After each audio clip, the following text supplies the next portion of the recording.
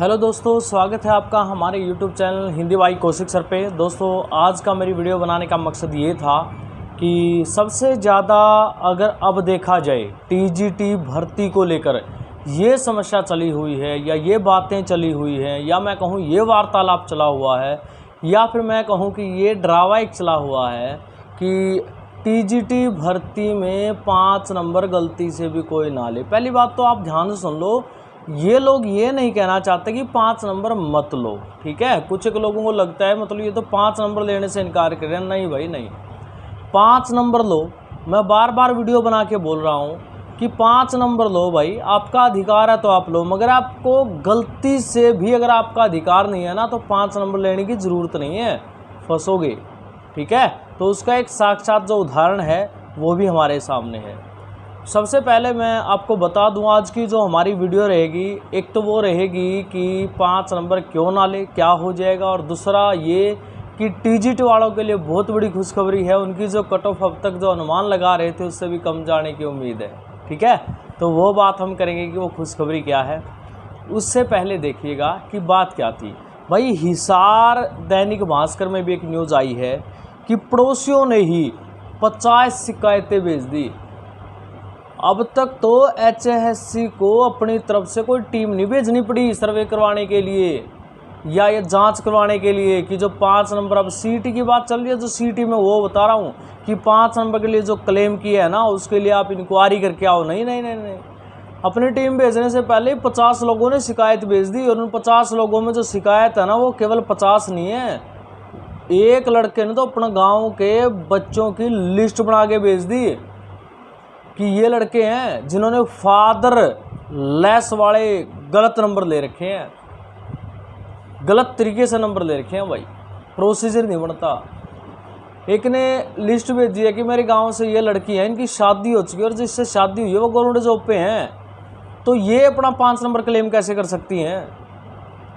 अर्थात हर तरफ से आपके पड़ोसी आपकी गोभी खोद देंगे भाई, डंका बजेगा, क्योंकि लिस्ट जारी करते ही सभी के बारे में पता चल जाएगा कौन कितने पानी में है। पहली बात तो दोस्तों, अगर आपका हक बनता है और आप वास्तव में उस क्लेम करने के योग्य है तो डरो मत, क्लेम कर दो, कोई दिक्कत नहीं है। मैं बोलता हूँ आपको 1% भी कोई दिक्कत नहीं।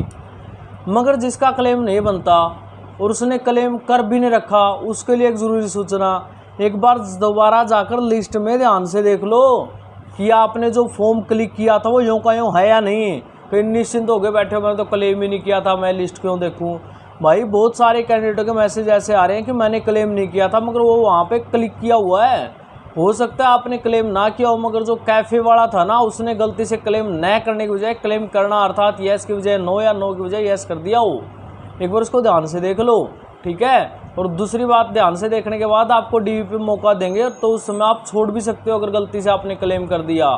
तो अब यहाँ पर बताया जा रहा है कि आधे से ज़्यादा कैंडिडेटों ने अपना जो क्लेम था सीईटी में छोड़ दिया क्योंकि शिकायतें आने लगी चारों तरफ से, ठीक है। अभी तो खुशखबरी बाकी है, ध्यान से सुनो। शिकायतें आने लगी भाई, शिकायतें आने लगी का मतलब क्या है, वो वैकेंसी से भी बाहर, ना एचपीएससी का कोई एग्ज़ाम दे सकता ना एचएससी का कोई एग्ज़ाम दे सकता, और वो इस वैकेंसी से ही बाहर है, चाहे उसका सिलेक्शन हो रखा हो, चाहे उसके नंबर इतने हो कि उसको वैसे ही सिलेक्शन मिल जाएगा, ठीक है। तो 50% से ज़्यादा ने तो कर दिया भाई, ये छोड़ दिया क्लेम। अब कह रहे हैं कि 1300 एक्स सर्विसमैन की डिटेल जांच होगी। जो एक्स सर्विसमैन दिखा रहे हैं ना 1300, उनकी भी डिटेल चेक होगी। और 36,000 से अधिक युवा छोड़ चुके हैं 5 अंक का क्लेम, 36,000 से ज़्यादा। अर्थात मैं ये मान सकता हूँ 36,000 में से 3,000 तो गलती होंगे, 6,000 ने इसलिए छोड़ दिया होगा मेरे तो नंबर अच्छे बन रहे हैं, क्या फ़ायदा है, कहीं ना कहीं पर फिर कोई इंक्वायरी हो जाएगी, कोई दिक्कत आ जाएगी। भाई अगर आपका हक है तो कोई दिक्कत नहीं आनी। दिक्कत तो यह है ना अगर आपका हक नहीं है और आप 5 नंबर बस इसलिए क्लेम करो, बोला जी मेरे तो जी बस 1 या 2 नंबर से रहूँगा तो 5 नंबर मिल जाए तो श्योर हो जाएगा। अरे भाई 5 नंबर मिलने से ये भी श्योर हो जाएगा कि तू इस जॉब में नहीं रह सकता अब, ठीक है। चाहे 1 महीने बाद, 2 महीने बाद, 3 महीने बाद या 1 साल बाद भी अगर इंक्वायरी होगी ना तो तू बाहर भी होगा तो तुझे कोई बेनिफिट भी नहीं मिलेगा और तुझे हो सकता है कोई कैद वगैरह भी काटनी पड़ जाए, क्योंकि 420 का केस भी लगने वाला। झूठी जानकारी देने के एवज में पहले ही बता चुका हूँ वीडियो बना के कि क्या क्या करेगा एचएससी, देख सकते हो वहाँ पे जाके। और उसके बाद अब बात करते हैं कि आज का मुख्य विषय क्या था।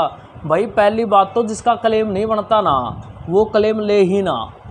खासकर संस्कृत वाले कैंडिडेटों की बात तो मैं बताऊं, संस्कृत वालों में बड़ा हड़कंप मचा हुआ है कि हम क्या करें क्या ना करें। भाई ज़्यादा टेंशन मत लो, आप अपने डीवी के लिए डॉक्यूमेंट्स तैयार रखो। रीज़न क्या है, हो सकता है आपको 5 नंबर की ज़रूरत ही ना पड़े, हो सकता है कि ये 9 जॉब वाले 5 नंबर की आपको ज़रूरत ही ना पड़े लेने की और आपका सिलेक्शन हो जाए। ऐसा ना हो कि गलती से ले लिया और बाद में पता चले हो इसकी तो ज़रूरत भी नहीं सर, बाद में पता चला आपका क्लेम भी झूठा था, फिर दिक्कत आ जाएगी। क्योंकि अभी जो जानकारी हमें सुनने में आ रही है उसके अनुसार मैं आपको बताता हूँ दोस्तों, पीजीटी जो हमारे 700 कैंडिडेट है जिसके ऊपर केस चला हुआ है, सरकार अच्छे मूड में दिखाई दे रही है क्योंकि बार बार सरकार को ऐसा कोसा जा रहा है कि सरकार जो है ना वैसे तो संस्कृत कर रही है मगर संस्कृत का नाश करने पे तुली हुई है, संस्कृत हितैषी नहीं है, बेसिक तौर पे संस्कृत को ख़त्म कर रही है।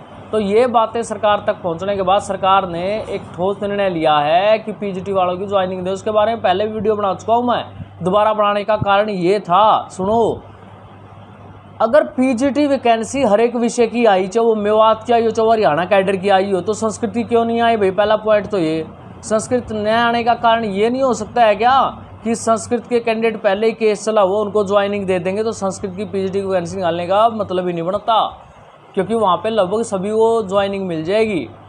ठीक है। नंबर 2, अगर संस्कृत के कैंडिडेटों को ज्वाइनिंग मिल जाती है, जैसा कि अभी चल रहा है प्रयास कि संस्कृत के कैंडिडेटों को ज्वाइनिंग दी जाए पीजीटी में, तो संस्कृत के वही कैंडिडेट, वैसे 700 कैंडिडेट हैं, मैं 700 ना मानूं भाई, हो सकता है 700 कैंडिडेटों में से कुछ एक का टीजीटी वाला एक्सटेट पास ना हो, कुछ एक का कह रहा हूं दोस्तों, यहाँ पे कमेंट मत करना नहीं ऐसा किसी ने कह दिया मेरा पास है। अरे मैं सभी की बात नहीं कर रहा, मैं कम से कम भी मानूं तो 400 कैंडिडेट तो ऐसे होंगे जिन्होंने टीजीटी और पीजीटी दोनों का एग्जाम दिया होगा, कम से कम की बात कर रहा हूँ। आपकी बात पे आ गया लगभग 350 से 400, आधे पे आ गया, आधे तो कैंडिडेट होंगे और आधे कैंडिडेट होंगे तो 2100 में से 400 तो ये चले गए।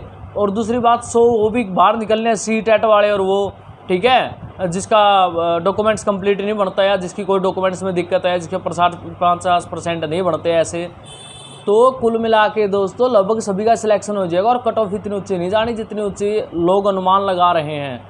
मैंने अनुमान देखा, एक कैंडिडेट ने अनुमान लगा रखा है, बोला जी कट ऑफ तो मेरे ख्याल से कम भी 80 के करीब जानी है। भाई 80 के करीब कैसे जानी है यार? पहले से तुम्हारे पास पेपर में आंसर की आई थी क्या? एक दिन पहले आंसर की आ गई थी क्या कि आप 80 नंबर पे बैठे हो, दैट मीन 84-85 नंबर लेके बैठे हो?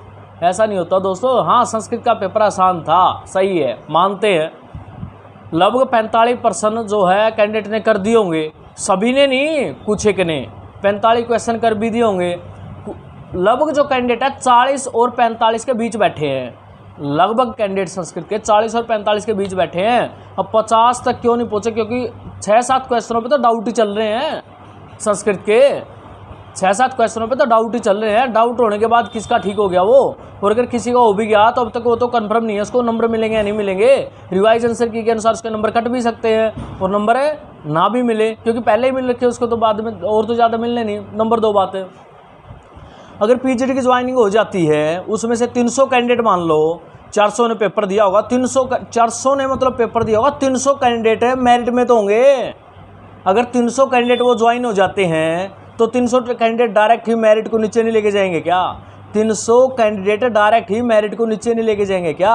और अगर वो 300 कैंडिडेट मेरिट को नीचे ले गए, जहाँ तक अनुमान है, और अनुमान ये सटीक निकलेगा, देखते रहना, क्योंकि मैं हाफ से कम की बात कर रहा हूँ, मैं यहाँ पे 90% की बात नहीं कर रहा। लोग तो 100% की बात कर रहे हैं कि 100% बालक टीजीटी में भी होंगे। नहीं भाई, आधा ही लगाओ, 300 लगाओ, 300 मेरिट में थे, 300 की मेरिट को बाहर कर दो तो बच गए कितने? तो लगभग साथियों मुझे तो लगता है आपको 5 नंबर की ज़रूरत भी नहीं पड़ेगी। जो गलत ले रहे हैं भाई, जिसका सही क्लेम बनता है, चाहे आपको ज़रूरत हो या ना हो, जिसका क्लेम सही है, जिसको लगता है 5 नंबर मुझे मिलने चाहिए और मेरा क्लेम बिल्कुल सही है, चाहे आपको ज़रूरत भी ना हो, ले लो यार, कौन इनकार कर रहा है? कौन कह रहा है आपको? तो आप मत डरो, ये जो बातें चल रही है ना वो उनके लिए चल रही है जो गलती से 5 नंबर ले रहे हैं, ठीक है?